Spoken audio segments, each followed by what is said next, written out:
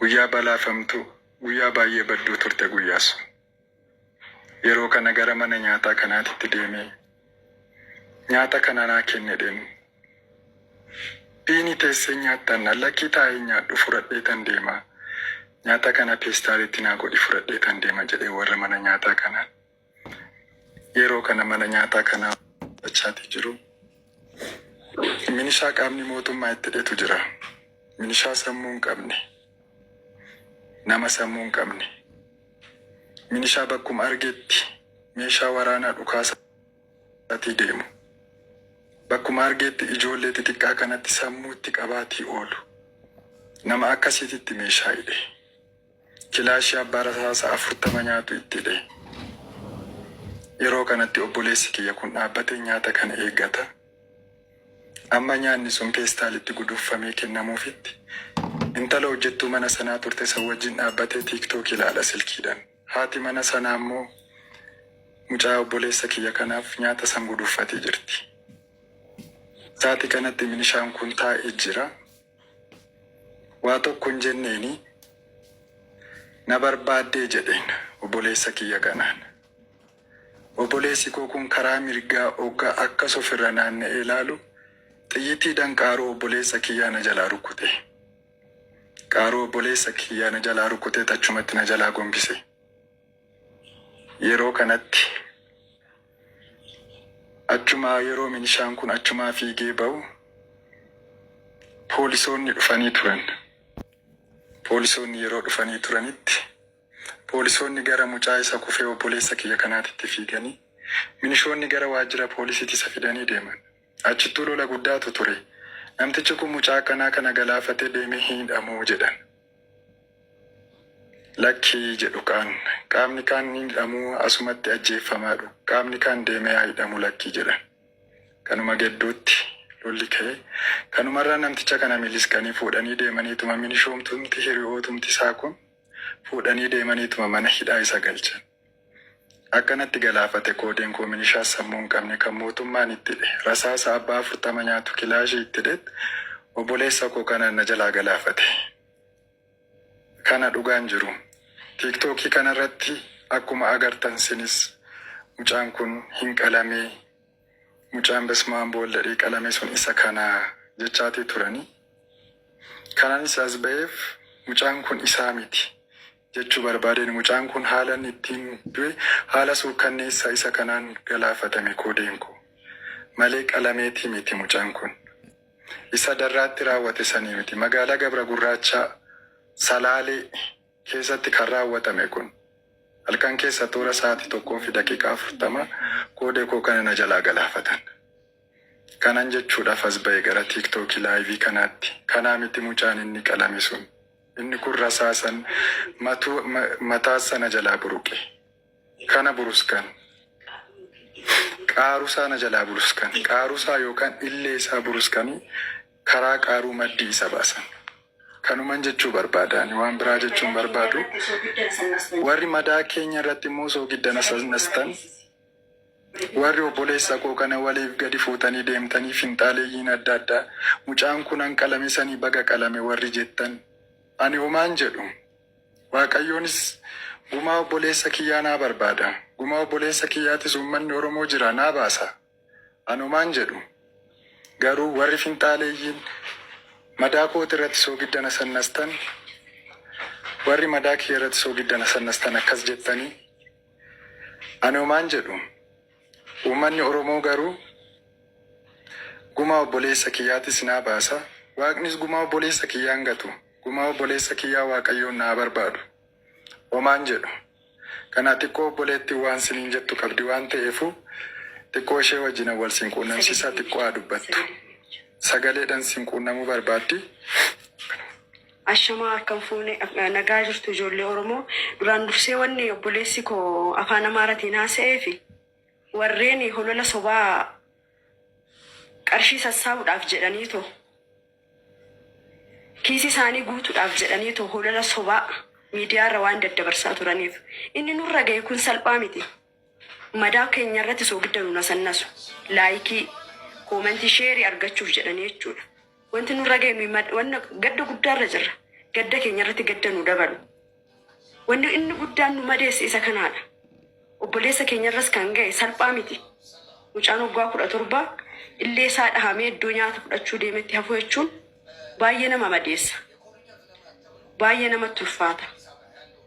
Warreen kaan immoo madaa keenya irratti soogidda yeroo sannasan yeroo itti nutti nurratti firfirsan baay'ee nama madeessa. Kana baay'ee kan nutti dhagahame yookaan warra sheerii koomentii maal sassaabuuf miti kana sa'aatii kanaan asirratti dhiyaanne jechuudha. Obboleessi koo kana barbaaditee miti. Warreen holola sobaa wanta qabatamaa hin qabne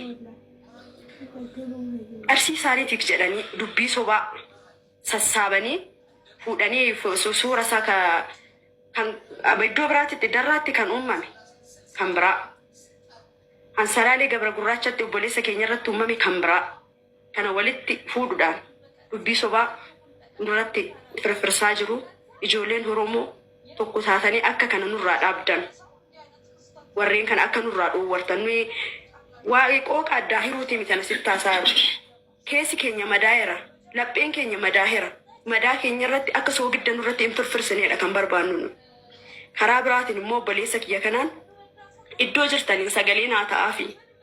Sababiinsaa kan obboleessa koo ajjeese qaama mootummaati. Qaama mootummaati gizeensin hin jedhu kan mootummaan kilaashii hiisise. Nama sammuu hin qabnetti iddoo arganitti nama baqaan kilaashii qabatee kan deemu nama sammuu hin qabneedha. Wanta baay'een raawwataa jira. Kan obboleessa koo bichaa miti. Abbaan manaa kan haadha manaa irratti dhukaasaa jirudha. Obboleessi kan obboleessa irratti dhukaasaa jirudha. Qaamni minishaa iddoo adda addaatitti masaaraa isaanii qabatanii isa bakka wannoo isaanii masaaraa san qabatanii nama sodaachisuudhaan hiyyeessa homaa hin qabne deemanii haamaa yeroo haammatanillee haama isaaniitirraa dhiisisanii kan keenya nu haamaa jedhanii dirqisiisanii kan isaaniitirraa kaasanii kan isaanii kan kanaamsisatanudha. Minishaan Salaalee Gabra Gurraacha kan jiran jechuudha.